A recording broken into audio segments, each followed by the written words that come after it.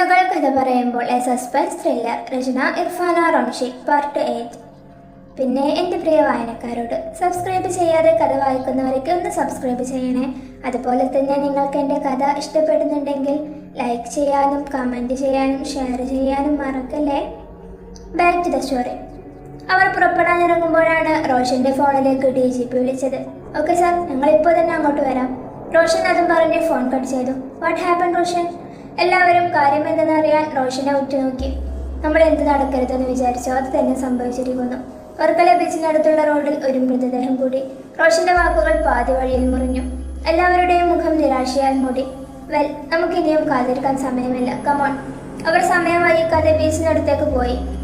സ്ഥലം SIയും പോലീസുകാരും മൃതദേഹത്തിന്റെ കാവൽ നിൽക്കുന്നുണ്ട്. ഇവർ വരുന്നത് കണ്ട് SI അവർക്ക് വഴിയൊരുക്കി. റോഷൻ ഗ്ലൗസുകൾ ധരിച്ച് ബോഡി പുറമേ എന്ന് പരിശോധിച്ചു. അവർ പറഞ്ഞതനുസരിച്ച് മറ്റേ ബോഡിയുള്ള അതേ സ്ഥലത്തേക്ക് ഇതും മാറ്റി. മെഡിക്കൽ കോളേജിൽ ആസ് യൂഷ്വൽ. ഇപ്പോൾ നടന്നിരിക്കുന്ന കൊലപാതകത്തിലെ സ്ത്രീയും ഗർഭിണിയാണ്. രണ്ടുപേരുടെയും പോസ്റ്റ്മോർട്ടം റിപ്പോർട്ട് കൊണ്ട് ഡോക്ടറുടെ അടുത്ത് നിന്നും വന്ന പ്രകാശ് അവരോട് പറഞ്ഞു, ഇതുവരെ നടന്ന ഒരു കൊലപാതകത്തിലും ലൈംഗിക അതിക്രമണങ്ങളൊന്നും തന്നെ നടന്നിട്ടില്ല. പക്ഷേ ഗർഭസ്ഥ ശിശുക്കൾ നഷ്ടപ്പെട്ടിട്ടുണ്ട്. അവ വയറ് കയറി പുറത്തേക്ക് എടുക്കുകയാണ് ചെയ്തിട്ടുള്ളത്. അതും ഒരു അനസ്തേഷ്യ പോലും കൊടുക്കാതെ. വേദി മുഴുവൻ. മാത്രമല്ല ഗർഭപാത്രവും എടുത്ത് മാറ്റിപ്പെട്ടിട്ടുണ്ട്. വേറെ ഒന്നും കണ്ടെത്താനായിട്ടില്ല. പ്രകാശ് ഒരു ദീർഘനിശ്വാസത്തോടെ പറഞ്ഞു തീർത്തു. ഇതെല്ലാം കേട്ട് അമ്പരൊന്നും ഭയപ്പെട്ട് നിൽക്കുകയാണ് ബാക്കിയുള്ളവർ. ഈ പോസ്റ്റ്മോർട്ടം റിപ്പോർട്ട് കൊണ്ട് മാത്രം കാര്യമില്ല. നിങ്ങൾ 5 പേരും ഒന്ന് ആ 2 ബോഡിയും പരിശോധിക്കൂ. എങ്കിലേ അതിൽ നിന്നും എന്തെങ്കിലും ഒരു തുമ്പ് കണ്ടെത്താനാകൂ. അവർ അതും പറഞ്ഞ് പുറത്തേക്ക് മാറി നിന്നു. 2 ബോഡിയിലും ആരുടെയെങ്കിലും ഫിംഗർ പ്രിന്റ് പതിഞ്ഞിട്ടുണ്ടോ എന്ന് സൂക്ഷ്മമായി പരിശോധിക്കണം. ഒരു കുറ്റവാളിക്കും എന്തെങ്കിലും ഒരു ചെറിയ തെളിവെങ്കിലും അവശേഷിപ്പിക്കാതെ കുറ്റം ചെയ്ത് തീർക്കാൻ കഴിയില്ല എന്നല്ലേ പറയുക. ആ ഒന്ന്, അതാണ് നമുക്ക് കണ്ടുപിടിക്കേണ്ടത്. റോഷൻ അവർക്ക് നിർദ്ദേശം നൽകി. ഇതൊക്കെ ഞങ്ങൾക്കും അറിയുന്ന കാര്യങ്ങളാണ്. വെറുതെ വാചകം മനസ്സിലാക്കാതെ പണിയെടുക്കണം മിസ്റ്റർ. നീതുവതും പറഞ്ഞ് ആദ്യം കണ്ടെത്തിയ മൃതദേഹം പരിശോധിക്കാൻ തുടങ്ങി. എങ്ങനെയാണ് ഒരു മനുഷ്യനെ ഒരു സ്ത്രീയെ എത്രയും മൃഗീയമായി കൊലപ്പെടുത്താൻ സാധിക്കുക? അതും ഒരു ഗർഭിണിയെ. ഇവനും ഒരു അമ്മയുടെ വയറ്റിൽ നിന്ന് പുറത്ത് ചാടിയതാവില്ലേ? നീതു ആ ദൃശ്യം കണ്ട് ദേഷ്യപ്പെട്ടുകൊണ്ട് ചോദിച്ചു. ഇത് ചെയ്തത് അവനാണ്, നീ അങ്ങ് തീരുമാനിച്ചോ? ആസിഫ് ഒരു പുരികം പൊന്തിച്ചുകൊണ്ട് ചോദിച്ചു. അല്ലെങ്കിലും ഈ സമൂഹത്തിന്റെ ഒരു കാഴ്ചപ്പാട് തന്നെ ഇങ്ങനെയാണ്. എവിടെ ക്രൂരത കണ്ടാലും അവിടെ കുറ്റവാളിയായ ഒരു പുരുഷനെ പ്രതീകമാക്കുക. ഞങ്ങൾക്ക് എന്താ ചോദിക്കാൻ പറയാനൊന്നും ആരുമില്ലേ? വെറുതെ ഒന്നുമല്ല, നിങ്ങളുടെയൊക്കെ കയ്യിരിപ്പുണ്ട് തന്നെയാണ്. എന്തായാലും നിങ്ങളുടെ അത്ര മനോകാഠിന്യം ഒന്നും പെൺകുട്ടികൾക്ക് ഉണ്ടാവില്ല. അക്ഷയുടെ കാര്യം പറഞ്ഞു. നീ ഇതെന്താ പറയാൻ തുടങ്ങുകയായിരുന്നു. റോഷൻ എല്ലാവരെയും തുറച്ചു നോക്കുന്നത് കണ്ട് അവൾ അത് വിഴുങ്ങിക്കളഞ്ഞു. ശേഷം അവർ കുറച്ച് ഗൗരവത്തിൽ തന്നെ ജോലിയിൽ മുഴുകി. 5 പേരും അല്പം നിരാശയോടെ പുറത്തേക്ക് വന്നു. Anything hints there? പ്രകാശ് അവരെ കണ്ട ഉടനെ ചോദിച്ചു. നോ, അങ്ങനെ പറയത്തക്ക വിധത്തിലുള്ള സൂചനകളൊന്നും തന്നെ കണ്ടെത്താനായിട്ടില്ല. പിന്നെ ഒരു കാര്യം എന്താണെന്ന് വെച്ചാൽ അവരുടെ ശരീരത്തിൽ പല്ലുകളുടെ അടയാളം കണ്ടെത്തിയിട്ടുണ്ടെന്ന് പോസ്റ്റ്മോർട്ടം റിപ്പോർട്ടിലുണ്ടല്ലോ. അതെന്തായാലും മൃഗങ്ങളുടേതല്ല, ഞങ്ങളുടെ അറിവ് വെച്ച് മനുഷ്യൻ്റേതുമല്ല. പിന്നെ അറിയില്ല, കണ്ടെത്തേണ്ടിയിരിക്കുന്നു. ആദ്യം നമുക്ക് 2 മൃതദേഹം കണ്ടെത്തിയ പരിസരങ്ങളിൽ ഒന്ന് പോയി നോക്കാം. നിവേദ്യ, അറിയോ? ഓക്കെ. എന്തോ ചിന്തയിൽ മുഴുകിക്കൊടുക്കുന്ന നീതുവിനോട് പ്രകാശ് ചോദിച്ചു. Yes sir, I am okay. Neethu അതും പറഞ്ഞ് റോഷനെ ഒന്ന് നോക്കി. അവൻ പ്രകാശിനെ നോക്കി കൊണ്ടു നിൽക്കുകയായിരുന്നു. മുഖം ദേഷ്യം കൊണ്ട് ചുവന്നിട്ടുണ്ട്. ഞാൻ പറഞ്ഞില്ലേ മോളെ, താത്ത തന്നെ. അക്ഷയ് നീതുവിന്റെ കാതിൽ പറഞ്ഞു. ഇഫ് യു ഡോണ്ട് മൈൻഡ്, വിരോധമില്ലെങ്കിൽ ഞങ്ങളുടെ കാറിൽ കയറിക്കോളൂ. പ്രകാശ് നീതുവിന്റെ മുഖത്തേക്ക് നോക്കിക്കൊണ്ട് പറഞ്ഞു. അക്ഷയ് ചിരിയടക്കി പിടിച്ചു നിന്നു. നിങ്ങൾ വരുന്നുണ്ടോ? റോഷൻ അഖിലിനോടും ആസിഫിനോടും ദേഷ്യപ്പെട്ടുകൊണ്ട് ചോദിച്ചു. ഇവനിതെന്ത് പറ്റി? ആസിഫ് കൈമലർത്തി കാണിച്ച് അവന്റെ പുറകെ പോയി. നീ എന്തിനാ ചൂടാവുന്നേ?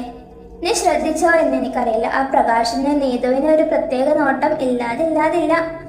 ആസിഫ് റോഷന്റെ തോളിൽ കൈവച്ചുകൊണ്ട് പറഞ്ഞു.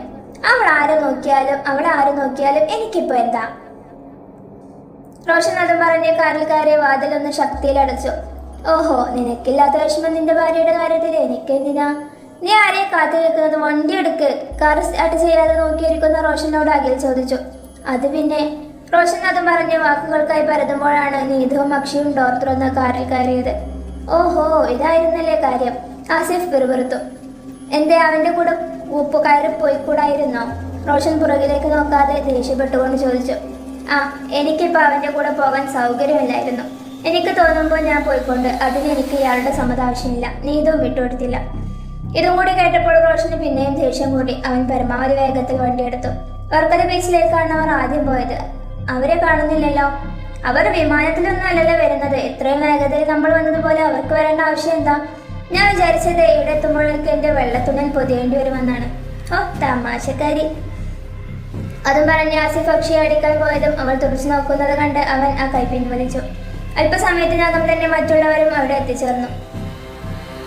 ഇവിടെ ഇപ്പോൾ നമുക്ക് മുന്നിൽ 3 സാധ്യതകളാണുള്ളത്. കൊലപാതകത്തിന്റെ രീതികളൊക്കെ വെച്ച് നോക്കുമ്പോൾ ഏതെങ്കിലും ഒരു സൈക്കോ ചെയ്യുന്നതാകാം ഇതൊക്കെ. അല്ലെങ്കിൽ ആരെങ്കിലും അവരുടെ വ്യക്തിപരമായ ആവശ്യങ്ങൾക്കോ താല്പര്യത്തിനോ വേണ്ടി ചെയ്യുന്നത്. അതുമല്ലെങ്കിൽ നമുക്കാർക്കും ചിന്തിക്കാൻ പോലും കഴിയാത്ത മറ്റെന്തോ ഒന്ന്. പ്രകാശ് പറഞ്ഞു നിർത്തി. ഈ പരിസരത്ത് എവിടെയെങ്കിലും ഉപയോഗശൂന്യമായി കിടക്കുന്ന കെട്ടിടങ്ങളോ വീടുകളോ ഉണ്ടോ എന്ന് അറിയണം. ആഷിഖും ഫിറോസും സെബാസ്റ്റ്യനും അത് അന്വേഷിച്ചറിയണം. അവർക്കൊപ്പം നിങ്ങളിൽ നിന്ന് ഒരാൾ കൂടി പോകണം. പ്രകാശ് നിർദ്ദേശം നൽകി. ഞാൻ പോകാം. അങ്ങനെ അവർ അതിനായി പോയി. ഏറെ നേരത്തെ തിരച്ചിലിനൊടുവിൽ അവർക്ക് സംശയാസ്പദമായി തോന്നിയ 2 കെട്ടിടങ്ങളും ഒരു ബംഗ്ലാവും നോട്ട് ചെയ്തു. 2 പരിശോധന നടത്തിയതിൽ ഒന്നും തന്നെ കണ്ടെത്താനായില്ല. പിന്നെ ബാക്കിയുണ്ടായിരുന്ന കാടിനുള്ളിലെ ഒരു കെട്ടിടത്തിൽ ഞെട്ടിക്കുന്ന കാഴ്ച കണ്ട് അഖിൽ കോണ്ടാക്ട്സിൽ മുകളിൽ തന്നെ ഉണ്ടായിരുന്ന ആസിഫിന്റെ ഫോണിലേക്ക് ഡയൽ ചെയ്തു. എത്ര തന്നെ റിംഗ് ചെയ്തിട്ടും അവൻ ഫോൺ എടുത്തില്ല. ഒരുപാട് തവണ വിളിച്ചിട്ടും കിട്ടാതായപ്പോൾ അഖിൽ റോഷന്റെ ഫോണിലേക്ക് വിളിച്ചു. റോഷൻ ഒറ്റ റിംഗിൽ തന്നെ ഫോൺ എടുത്തു. അഖിൽ, ഞാൻ എന്നെ വിളിക്കാൻ പോവുകയായിരുന്നു. റോഷന്റെ ശബ്ദം ഇടങ്ങുന്നുണ്ട്. റോഷ, എടാ എന്തു പറ്റി? ആസിഫ്, അവനെ കാണുന്നില്ലടാ. ഇത്രയും നേരം ഞങ്ങൾ ഒരുമിച്ചുണ്ടായിരുന്നത്. പെട്ടെന്ന് ബാക്കിയൊക്കെ ഇവിടെ വന്നിട്ട് പറയാം. നിങ്ങൾ എത്രയും പെട്ടെന്ന് ഇങ്ങോട്ട് വാ. അവരെയും ഇവിടെ നിർത്തേണ്ട, ഒരുമിച്ച് വന്നാൽ മതി. റോഷൻ ജാഗ്രതയോടെ പറഞ്ഞ് ഫോൺ കട്ട് ചെയ്തു. എന്തു പറ്റി? ആസിഫ് എവിടെ? അഖിൽ റോഷന്റെ അടുത്തേക്ക് ഓടി വന്നുകൊണ്ട് ചോദിച്ചു. ഞങ്ങൾ കൊല്ലപ്പെട്ടവരുടെ ഫോണിന്റെ ഡീറ്റെയിൽസ് എടുക്കാൻ വേണ്ടി വന്നതാണ്. ഇവരെ ഇവിടെ നിർത്തി ഞാനും ആസിഫും കൂടിയാണ് സൈബർ സെൽ ഓഫീസിലേക്ക് പോയത്. തിരിച്ചു വരുമ്പോൾ ഞാൻ കാറിൽ കയറി കാർ സ്റ്റാർട്ട് ചെയ്തു. അവനും കയറി ഡോർ അടക്കുന്ന ശബ്ദം ഞാൻ കേട്ടതാ. പക്ഷേ സൈഡിലേക്ക് നോക്കിയപ്പോൾ അവനെ കാണുന്നില്ല. ഞാൻ വണ്ടിയിൽ നിന്ന് ഇറങ്ങി അവിടെ എല്ലാം നോക്കി. സംശയാസ്പദമായി എനിക്കൊന്നും കാണാൻ സാധിച്ചില്ല.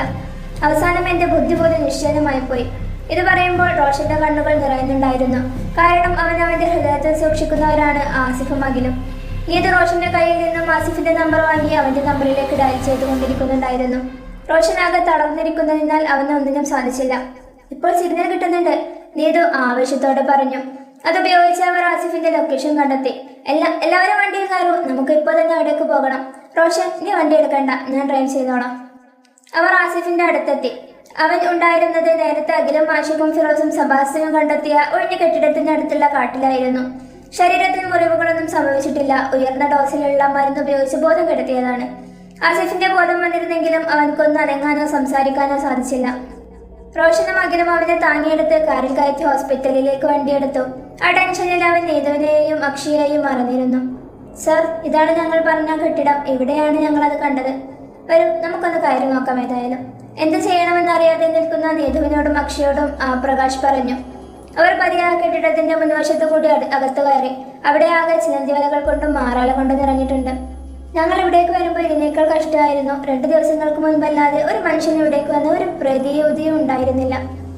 പറഞ്ഞ വാക്കുകൾ മുമ്പിപ്പിക്കാതെ അവർ നടന്നു. അകത്തേക്ക് കയറും തോറും ഇരുട്ടിന്റെ അളവ് വർദ്ധിച്ചുകൊണ്ടിരുന്നു. നീതു അവളുടെ ഫോൺ എടുത്ത് ഫ്ലാഷ് ലൈറ്റ് ഓണാക്കാൻ ഒരുങ്ങി. അപ്പോഴാണ് അവിടെ ഒരു സൈഡിലുള്ള റൂമിൽ നിന്നും തീനാളങ്ങൾ ഉയരുന്നത് കണ്ടത്. അക്ഷയ് ഭയങ്കര ധീരയാണെന്ന് പറഞ്ഞ് മുന്നിൽ നടന്നതാണ്. അയ്യോ! അക്ഷയ് ആ കാഴ്ച കണ്ട് നിലവിളിച്ചു. എല്ലാവരും അക്ഷയ് നിന്ന ഭാഗത്തേക്ക് പോയി. ഒരു ഭാഗത്ത് രക്തത്തിൽ കുതിർന്ന കുടൽമാലകൾ പോലത്തെ വസ്തുക്കൾ കൂട്ടിയിട്ടിട്ടുണ്ട്. മറുഭാഗത്ത് എന്തൊക്കെയോ കത്തിയേരുന്നുമുണ്ട്. അവർ എല്ലാവരും ദുർഗന്ധം കാരണം മൂക്കുകൾ ടവൽ ഉപയോഗിച്ച് പൊത്തിപ്പിടിച്ചു.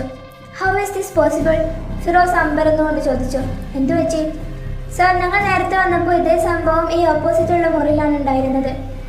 അവർ ആ മുറിയിലേക്ക് പോയി നോക്കി. പക്ഷേ മാറാലയും ഇലകളും അല്ലാതെ മറ്റൊന്നും തന്നെ അവിടെ കണ്ടെത്താനായില്ല. തറയിൽ കരിയുടെ അടയാളമോ പുകയുടെ അംശമോ ഒന്നും തന്നെ അവിടെ ഉണ്ടായിരുന്നില്ല. ഏറെ ധൈര്യശാലിയാണെന്ന് പറഞ്ഞു നടക്കുമെങ്കിലും നീതുവിന്റെ ഹൃദയം ഭയം കാരണം ഇടിപ്പ് വേഗത്തിലായിരുന്നു. അക്ഷയ്ക്ക് പിന്നെ ഏകദേശം ബോധം പോവാനായ അവസ്ഥയായിരുന്നു. പ്രകാശ് കുറച്ച് വെള്ളം കൊണ്ടുവന്ന് കത്തുന്ന തീയുടെ മുകളിലേക്ക് ഒഴിച്ചു. അതെന്താണെന്നൊന്ന് പോയി നോക്കൂ. പ്രകാശ് നീതുവിനെയും അക്ഷയെയും നോക്കിക്കൊണ്ട് പറഞ്ഞു. അവർ ഭയം കാരണം നിശ്ചയമായ നിൽക്കുന്നതാണ്.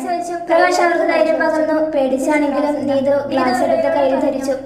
അതിനനുസരിച്ചും കയ്യിലെടുത്തും പരിശോധിച്ചു. വിശേഷം വരുന്നതാണിത്. മറുപിള്ള എന്ന് പറയും. ഇത് അമ്മയെയും അവരുടെ കുഞ്ഞുങ്ങളെയും തമ്മിൽ വേർതിരിക്കുന്ന പൊക്കിൾ കൊടികളാണ്. മറ്റേ കൂട്ടം പരിശോധിച്ച് നീതു വിറയലോടെ പറഞ്ഞു. എല്ലാവരും സ്ട്രെസ്ഡ് ആണെന്ന് മനസ്സിലാക്കിയ പ്രകാശ് അവരെയും കൂട്ടി പുറത്തേക്ക് ഇറങ്ങി. നമുക്ക് ഹോസ്പിറ്റലിലേക്ക് പോയി നോക്കാം, ബാക്കിയൊക്കെ പിന്നീട് തീരുമാനിക്കാം. എവി അഭിപ്രായം പറഞ്ഞത് എല്ലാവരും ശരിവെച്ചു. ഹോസ്പിറ്റലിൽ ശരീരത്തിൽ ശക്തമായ ഏതെങ്കിലും മയക്കുമരുന്ന് പ്രവേശിച്ചാൽ മാത്രമേ ഇത്തരം ഒരു അവസ്ഥ ഉണ്ടാവുകയുള്ളൂ. പക്ഷേ എന്നെ അതിശയിപ്പിച്ചത് ഒരു മരുന്നിന്റെയും ചെറു അംശം പോലും ഇയാളുടെ ശരീരത്തിൽ നിന്നും കണ്ടെത്താനായിട്ടില്ല. ഡോക്ടർ റോഷനോടും അഖിലിനോടും പറഞ്ഞു. അവർ എന്താണ് നടക്കുന്നത് എന്നറിയാതെ അമ്പരന്ന് നിൽക്കുമ്പോഴാണ് അവിടേക്ക് അവർ എത്തിയത്. നീതുവിനെ കണ്ടപ്പോഴാണ് റോഷന് അങ്ങനെ ഒരാളുണ്ടെന്ന് ഓർമ്മ വന്നത് തന്നെ. അവൻ തലയിൽ കൈവച്ചു. Roshan, how is he? ഇപ്പോൾ കുഴപ്പമൊന്നുമില്ല, സ്ട്രിപ്പ് ഇട്ടിട്ടുണ്ട്, അത് കഴിഞ്ഞ് കൊണ്ടുപോകാമെന്ന് പറഞ്ഞു. പിന്നെ ഡോക്ടർ പറഞ്ഞ കാര്യങ്ങളും കൂടി റോഷൻ അവർക്ക് പറഞ്ഞു കൊടുത്തു. ഞങ്ങൾ എന്നാൽ ഓഫീസിലേക്ക് പോകാം, നിങ്ങൾ ഉണ്ടാകുമല്ലോ. ഇന്നിനി ഒന്നും ചെയ്യണ്ട, ഇവരെയും കൊണ്ട് വീട്ടിലേക്ക് പോയിക്കോളും. അത് പറഞ്ഞ് പ്രകാശും ടീമും അവിടെ നിന്നും പോയി. അതിൽ ഡോക്ടർ പറഞ്ഞ് മരുന്ന് വാങ്ങാൻ താഴേക്ക് പോയി. അക്ഷയ് ആസിഫിനെ തന്നെ നോക്കിക്കൊണ്ടിരിക്കുകയാണ്. അവശനായി കിടക്കുന്ന അവരെ കണ്ട് അക്ഷയുടെ മനസ്സാന്തരങ്ങളിൽ എവിടെയോ ഒരു നോവ് അനുഭവപ്പെട്ടു. അതിപ്പോ എന്തിനാണ് ഈശ്വര എന്നും ആലോചിച്ച് അവൻ അങ്ങനെ നിന്നു. സോറി, ഞാൻ അപ്പോഴത്തെ ടെൻഷനിൽ നിങ്ങൾ അവിടെ നിൽക്കുന്നത് ഓർത്തില്ല. റോഷൻ നീതുവിന്റെ അടുത്തേക്ക് വന്നുകൊണ്ട് പറഞ്ഞു. ഇയാൾ ഇനി പരിപാടിയിൽ ഇട്ടിട്ട് പോകുന്നത് ഇത് ആദ്യമായിട്ടൊന്നുമല്ലല്ലോ. നീതു അതും പറഞ്ഞ് തിരിഞ്ഞു നിന്നു. എനിക്ക് എന്തിന്റെ കേടായിരുന്നു, പറഞ്ഞ സോറി ഞാൻ തിരിച്ചെടുത്തു. പിന്നെ എന്റെ പ്രകാശം ഉണ്ടായിരുന്നല്ലോ അവിടെ, അപ്പൊ പിന്നെ അവിടെ നിന്നത് സന്തോഷമല്ലേ ഉണ്ടാവും നിനക്ക്? ആ, എനിക്ക് അയാളെ ഇഷ്ടമാണ്, താൻ എന്തോ ചെയ്യും. നീതു അങ്ങനെ പറഞ്ഞത് റോഷന്റെ ഹൃദയം തകരുന്ന പോലെ തോന്നി. വിളറിയ മുഖം മറക്കാനായി അവൻ അവിടെ നിന്നും പുറത്തേക്ക് നടന്നു.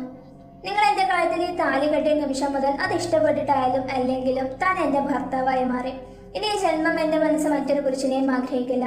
നീതു വികാര നിർഭരയായി പറഞ്ഞു നിർത്തുമ്പോൾ റോഷന്റെ ചുണ്ടിൽ പുഞ്ചിരി വിരിഞ്ഞിരുന്നു. നീതു, നീതു, ഒന്നിങ്ങ് ഓടി വന്നേ.